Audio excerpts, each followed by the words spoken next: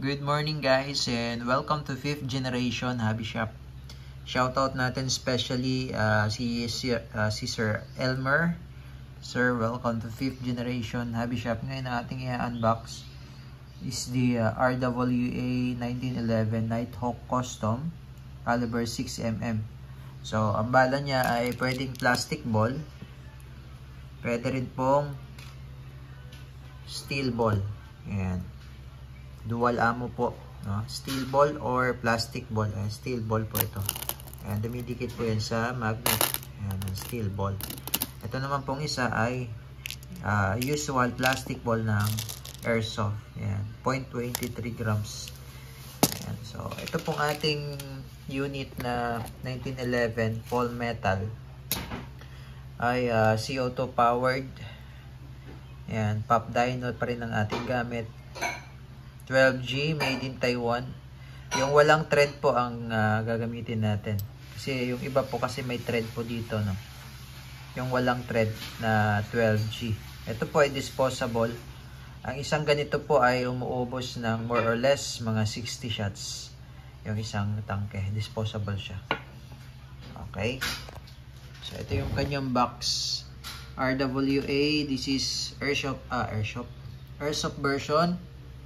Fully licensed by Nighthawk, and it's Fall Metal, high recoil, gas blowback system, 6mm BB, adjustable hop-up, CO2 powered, made in Taiwan.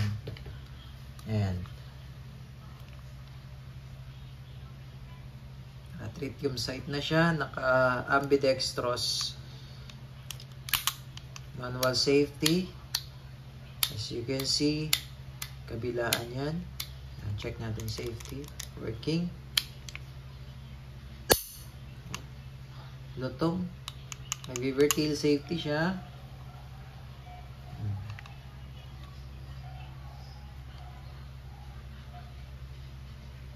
Tapos meron siyang rail for, beaver rail for accessories. Pwede mo siyang lagyan ng flashlight.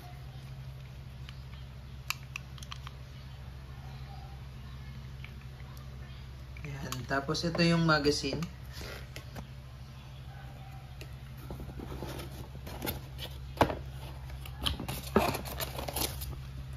Owner's manual.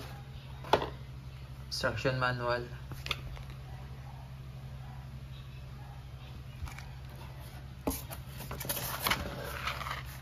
Plastic ball, 100 rounds.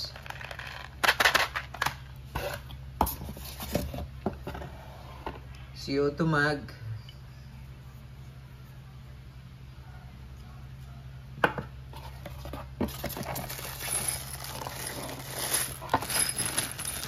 Allen wrench and steel ball. Ayan. Ito, I'm not sure kung saan to eh.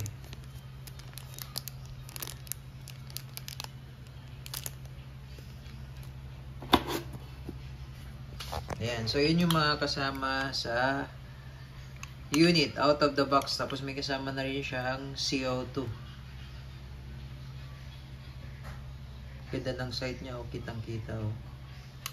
Yung sight niya naka-fix, fix sight sa rear, pati sa front naka-fix.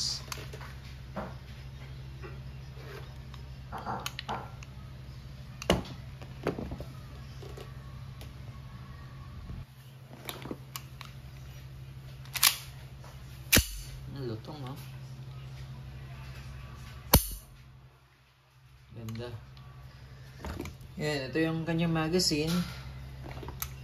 Load tayo ng steel ball. Yan. Steel ball. Yan. Oops. Yan, dyan ka lang maglo-load. Yan. Tapos tulak mo lang, sir.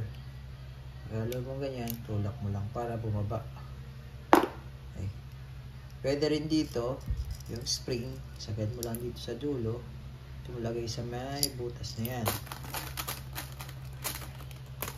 Lagay lang tayo ng 5 shots. Ayan. 4.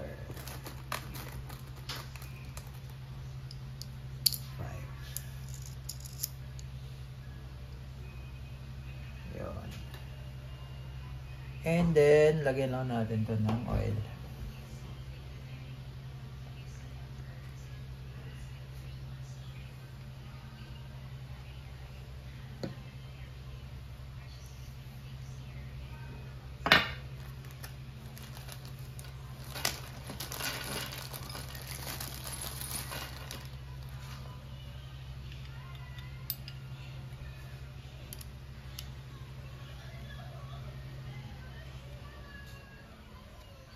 Yung magazine niya, same sila ng magazine ng M45 CQBP.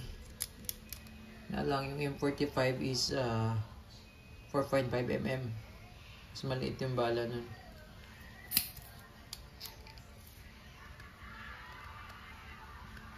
Yan, tamang higpit lang sir, alalay lang ah. Tapos ito, pwede nyo siyang higpitan itong screw na to. Tamang higpit lang din kasi plastic lang to eh. Baka ma-loose thread. Yan.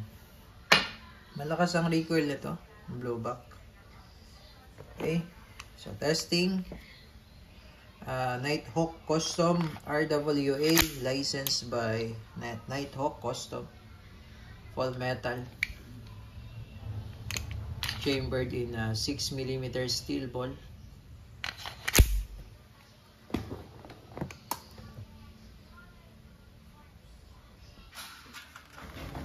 Firing.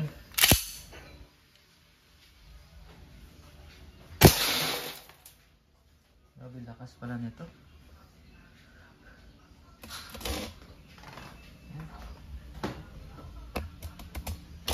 Lakas.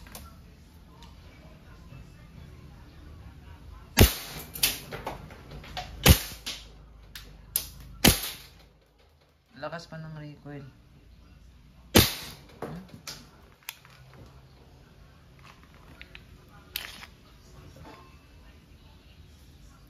Tapos ito sir, alalayan nyo lang sir.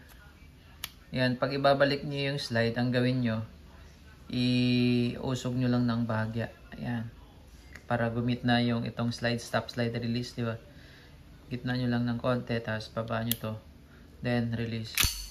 Kasi pagka nag-open slide siya, tapos ang ginagawa nyo po ay ganito lang. Yan. Itong, no? Ito, pwede siyang mapudpud. So, katagalan, hindi na siya maglalak. Then, minsan, hindi siya maglalak pag yung CO2 ay malamig. Pag malamig yung CO2. So, natural lang yun. It's normal. Lakas niya.